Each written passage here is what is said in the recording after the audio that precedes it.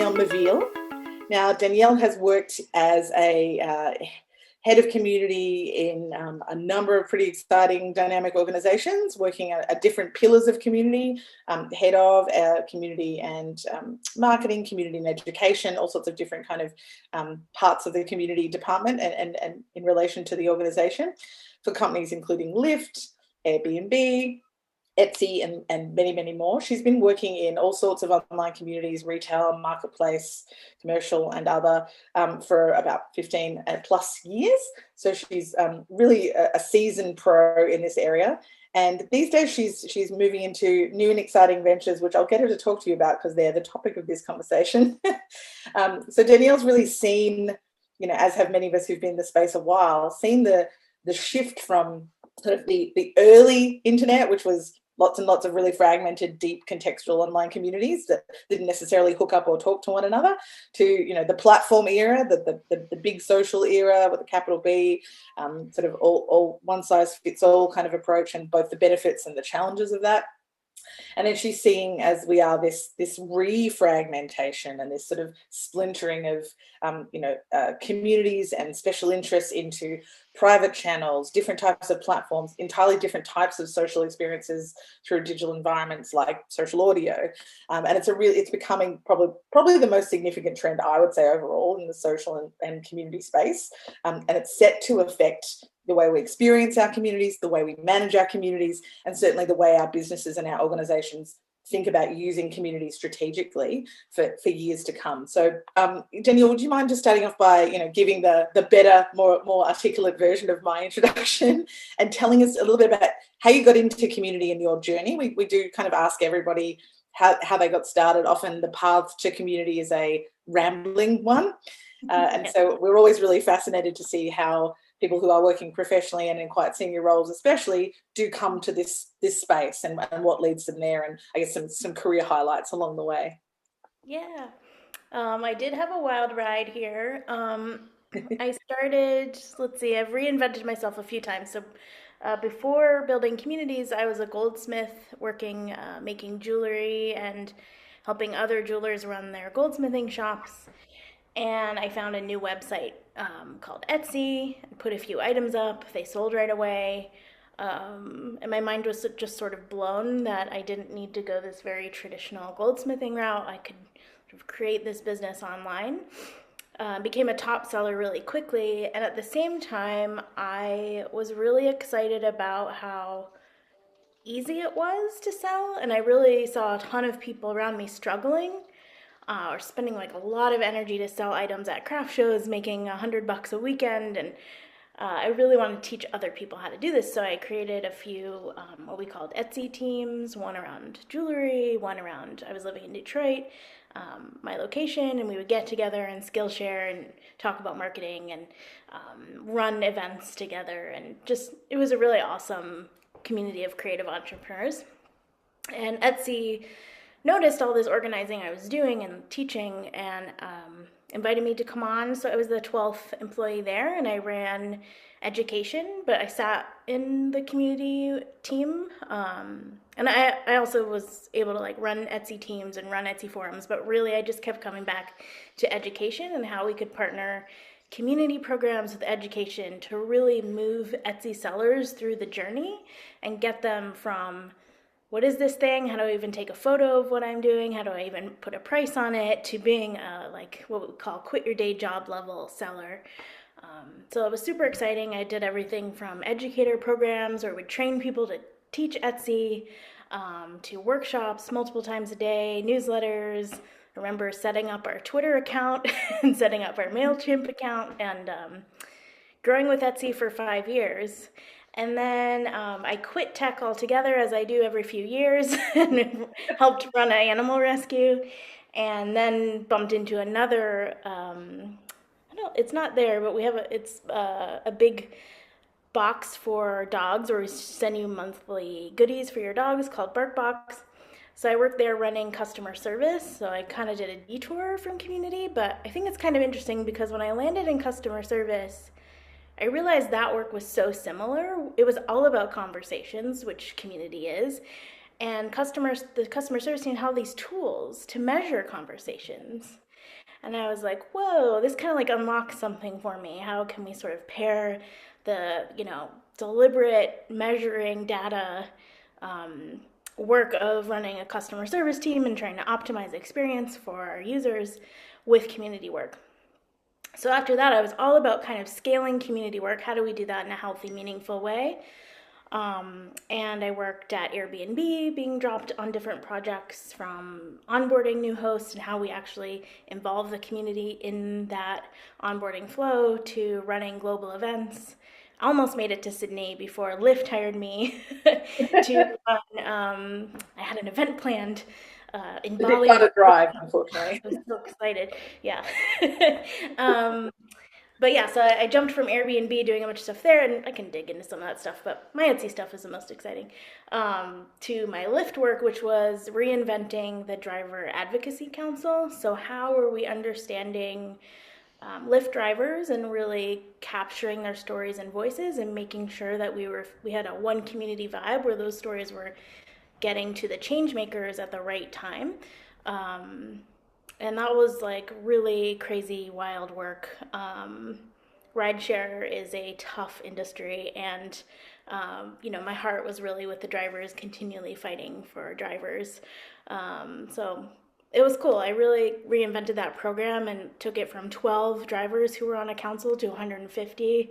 And actually started putting them into niche communities, which I think we're going to get into. But the idea of saying, we're all not on one council. Some of us are really interested in safety. Well, some of us internally at Lyft are really into safety. So how do we create one council that has drivers and our community members and a few members of our internal team so we can really feel like we're one community and we're working towards a goal together? And so since then, I left Lyft in the spring and have been playing around with creating my own startup. I'm really into moving from building community programs to building community tools. So I think we have a lot of people building community tools right now, and most of them have no community experience. So I'm really excited to get in there and try to elbow my way into the room and build some tech for us all to use. Yay, that's awesome. No, I would completely agree with you that there's a lot of really talented developers and creators and product smiths out there building great tools, but they are often kind of decoupled from context, and they don't necessarily have the fullest grasp of the problems that they're trying to solve for us, because we're not all in the same room. So I'm a champion of that as well, and I've long wanted to run some hack days around things like that, because I think it's really so much. There's so many gaps, right? And we talk about them all the time. I teach community management as well, and I'm often saying this thing here that we all need to do, that's a best practice. There's not really any good tools for that yet. There's so much room. That's really great. And it's a really interesting journey that you've gone. I love that you're a goldsmith. So talk to me, I guess, about obviously you've seen a lot of changes in the landscape in that time. How do you see this trend of niche communities sort of playing out? When did you first start to notice, start to experiment with that work yourself, but I suppose also start to notice just in the landscape that, rather than another big world conquering social network, it was, oh no, we've created an app for your 10 closest humans. We've created an app for your learning community over here. We've created a platform for this. We've created a product that will let you scale small by design. So when did you sort of notice that resurgence, that renaissance of the small? And I'm also curious to know, of course, what you think is driving that. What's behind that? Yeah. I feel like we kind of started there in the early internet communities. I remember I was part of an alternative comedy community where it was like 100 people who loved really weird comedy in the 90s. And then, Facebook came along and Instagram and even like Flickr, and we were all about putting our public selves on display and like seeing what our reach could be. And I think it was just tapped into something human where it's like we want to feel seen. So if we can one photo has like 500 views, it's like very exciting and thrilling. So we all became obsessed with this. I think even at Etsy we had these niche communities like Etsy teams, but we also were like super excited about how do we then empower our Etsy sellers to get out on Flickr and get out on Instagram and have these hashtags around certain things and trend and all, bought into all the sort of marketing push. I then think we started to see that it was only valuable up to a certain point. There was only so much we could get back from that. Like you see a lot of influencers who are like, well, actually, I don't make a ton of money off this, and I have 1 million followers, you know? Yeah. So I think that's part of it, and I think part of it is we really crave human connection, and it can only happen in these smaller um, cohorts, like these smaller web communities where we have shared bonds between us. So I feel like we're swinging back to that. You know, the content's better, it's more niche, it's more focused. I kind of feel like I run a small community of community managers right now, and everyone individually knows me, and then they start to know each other, and there's like this trust Yeah. that sort of is spread much more easily than if I'm bringing myself to a place where there's 1,000 eyeballs on me. I'm gonna behave in a way that's very public and less personal. So Yeah, that's a really interesting point because obviously the digital pseudonymity gets a lot of has a lot of baggage, unjustifiably in my experience, for yeah, creating that disinhibition and eroding trust and things like that. But in my experience, it's far more about purpose, context setting, and whether there's active governance happening. You yeah, only need to look at Facebook, as I often say, to see that real names have very little to do with the quality of behaviour. yeah.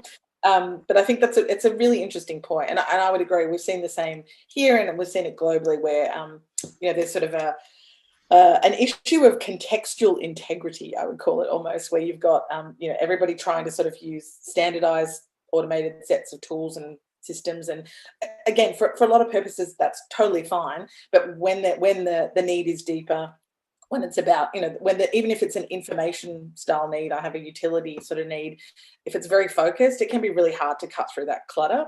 And definitely if it's more about emotional connection, if it's more about belonging, trust, those sort of things, yeah, we know, and the data proves it, that those things get, scale breaks those. It's really, really hard to do that, if at all. So yeah, I think niche is inevitable in that way.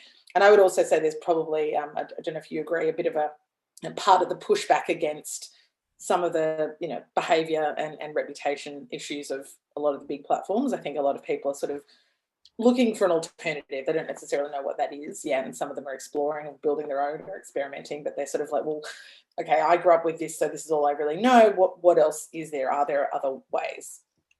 Yeah, yeah. I love to watch Gen Z and how they just totally they won't go on Facebook.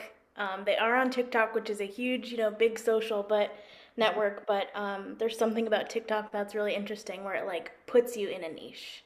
Like Yeah. you have it knows you so well and it's surfacing this content that is very niche.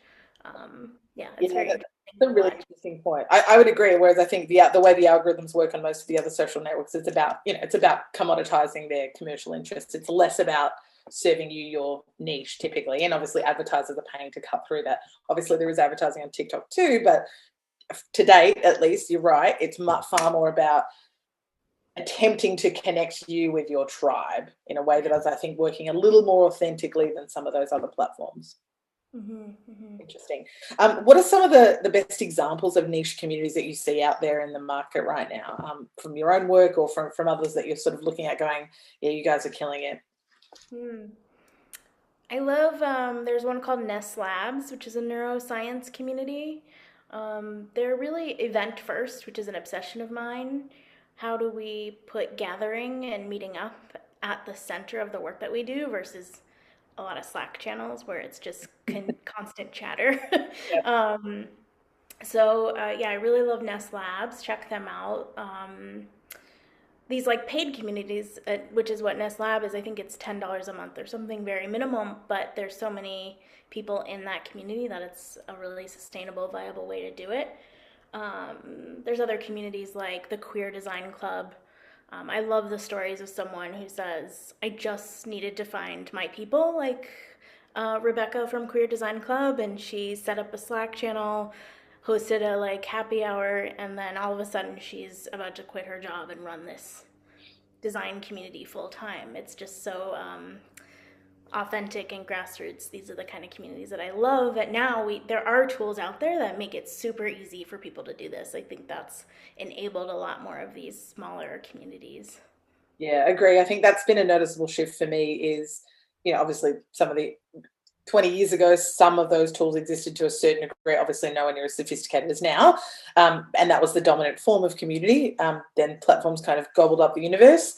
And now we're sort of, as you said, there's this renaissance of tools in line with this impetus, which is really great. So it's that barrier to entry is quite low for somebody who, has the desire to build community, is able to do that gathering and facilitation or support that for others in some way. So I think it's great, and I see it happening across an ecosystem of tools. Typically, it's often might be one app or one tool at the center, but they're multimodal, they're hybrid. You've got, you'll have an email component, you'll have events, you'll have Slack, you might have a forum, you might have something else, you might have a little app. It's not really anchored in one place, let alone one big platform. That's sort of, we're divorcing from that idea. I think we're exhausted by it at the moment. How do you think, as a community professional, what do you think this is going to do to the way we think about and manage community? We have sort of retooled our skill sets in some way, starting with these small communities, more traditional online community management, moving to, a lot of people sort of chasing the algorithm full time, basically, on social networks, sort of really, in my experience, often sort of having to prioritize the needs of the platform over their users or members, even, because otherwise, they're not going to even be able to talk to their members effectively. So they have to sort of think about platform first. How do I do this in the way that the platform's going to love? And then, if I can, tweak it to suit my members and our context, rather than having that freedom to say, members first, experience that I'm trying to create first, and then if the platform loves it, great. Sometimes I find that's a push-pull. So what does this represent, do you think, this new influx of tools and this move to smaller communities where we maybe have a little more agency? Yeah. I think for brands and organizations, I would love to see a little bit more flexibility and looking for community leaders and letting them build those niche communities and supporting them in that journey in whatever way they want to do that. And I think we really did that early on, 15 years ago in internet days when I was at Etsy. We allowed anyone to create an Etsy team. And then we followed the energy, and where people got excited is where we invested. And whether that was in an Instagram hashtag or an event, like we saw someone host a craft party and it blew up. So then we're like, oh, let's host one every year. So we were chasing the energy with the community, and I'd love to see us return to that and be less demanding. Like, this is the program and here's how you fit in, versus elevating people to an ambassador, evangelist, a community leader position, allowing them to be really creative, and then building around that. I absolutely adore that phrase, follow the energy. I think that's great. That's my new mantra. But yeah, beautifully put. And I think you're right. We need to, I think in my opinion anyway, I think part of that standardized big platform space did influence our thinking a little bit in terms of this need to standardize our community management approaches. And obviously there's benefit in aggregating best practices, but beyond that, I think it became a little bit cut and paste sometimes. So I think it's really, you're right, being able to have the freedom to say, no, well, in more of a servant leadership model, we'll empower you to do this work and explore the creation of toolkits, tool sets, assets, knowledge, whatever it might be, to help you do a great job at that, and let the energy flow. I think that's a really beautiful way to put it. What advice would you have if you're a business or an organisation who's sort of sitting there in 2021 in Australia, say, looking at the recent events with what's happened with Facebook and our government and things like that, and saying, okay, look, I think the time has come to kind of mature my thinking around what I do with social technology and how I gather my people. I'd really like to explore this idea of niche community. Where do I start? What would you advise them to do first? Hire a great consultant. I know a ton if you need any. I'm sure you do. What would I suggest that they do? I've got this I don't know if you know Rosie Sherry from Rosie Mhm. Land. She runs Indie Hackers community and has her own side hustle running a newsletter, and now I'm partnering with her on our own community site, which she's building from scratch on her own because she doesn't think any of the tools work for her for exactly what she wants. And I've seen how easy that is to do now. There's so many no code tools. So I think you can be really creative, get a bunch of your community members together, see what they want, see where that energy is coming from, and build your own thing. Like build your own digital community garden where you have everything that you want. I mean, the tech is there now with all these like plugins, no code tools. You can do that kind of thing now.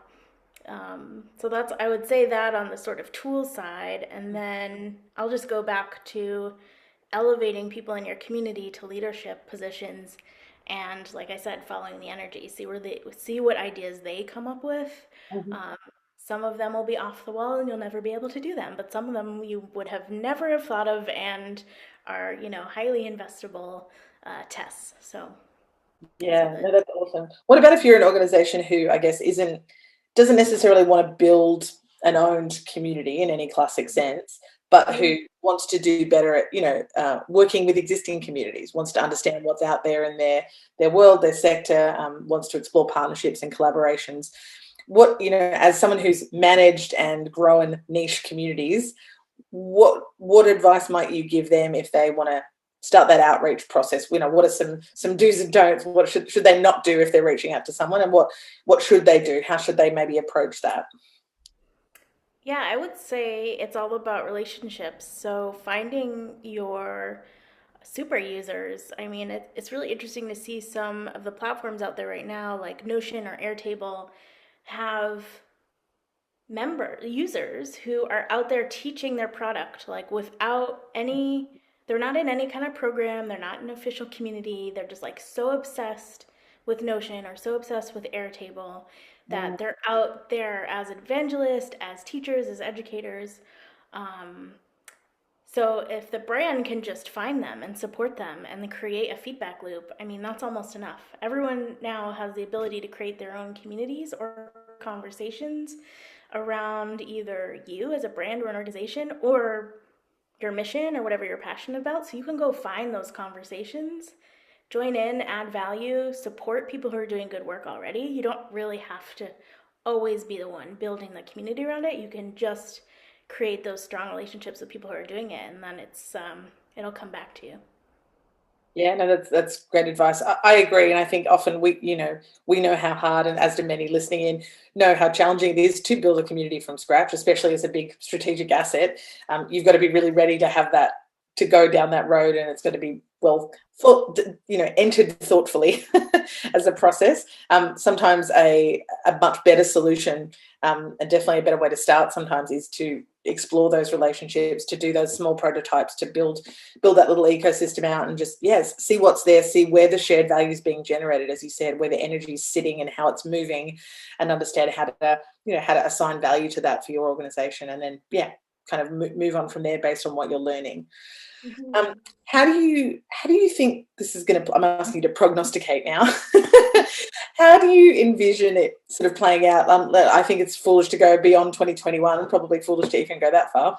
But, do you think we're going to continue to see this sort of, the growing list of small tools, the growing list of sort of smaller communities taking flight and flourishing as people get, at the very least, kind of annoyed with the major platforms, and in some cases actually actively migrating off them? Or do you think something else is going to happen instead?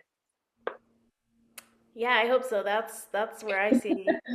I want to follow the energy. I follow that energy. I see some like alternatives to Facebook groups popping up. There's a platform called Mesh Communities where they'll show you how they would sell a community. If you gathered 1,000 people, they would sell advertising for you, and you'd get a huge cut of that.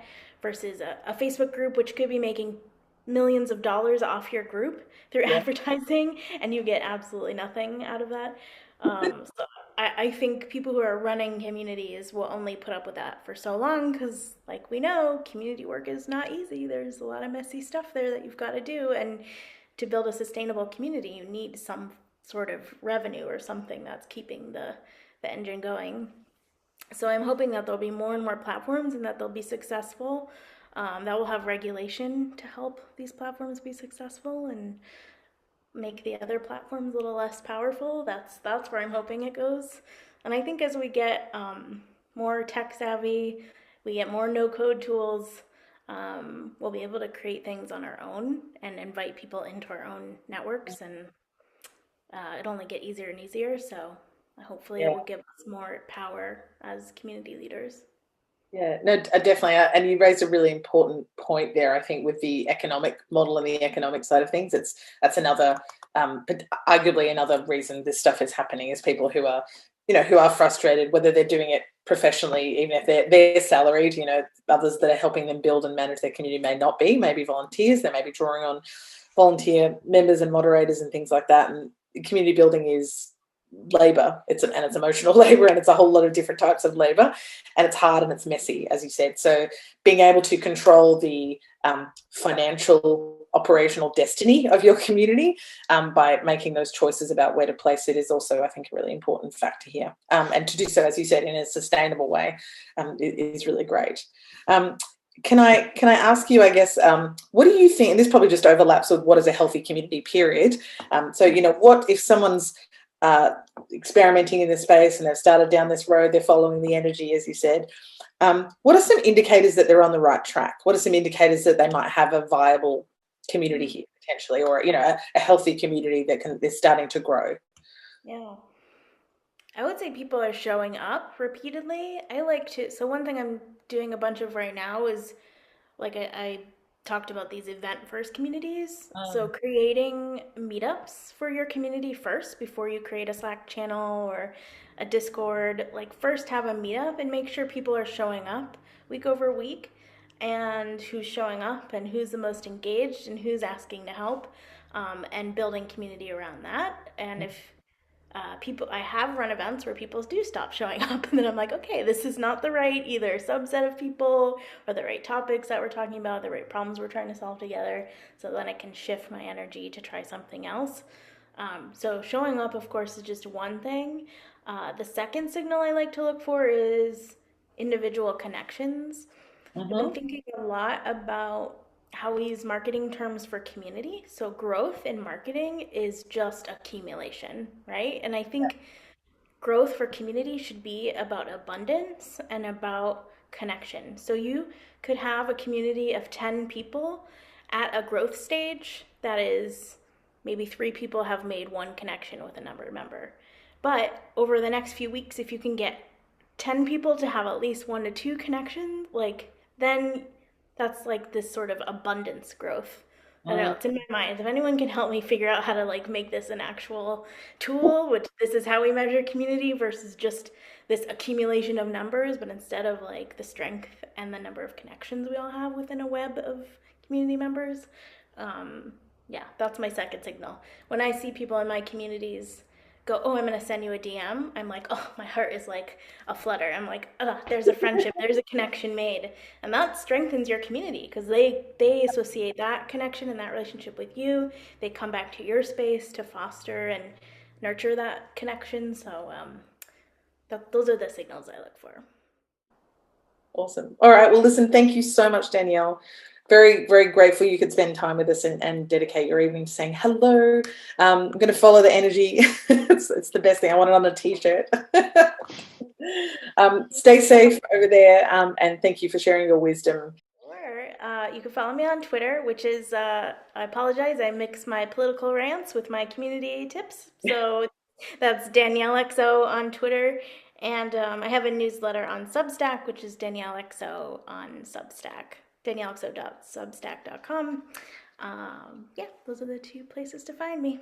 Thank you Awesome. so much. This was I really can fun. attest to the value of those. I'm a subscriber and a follower.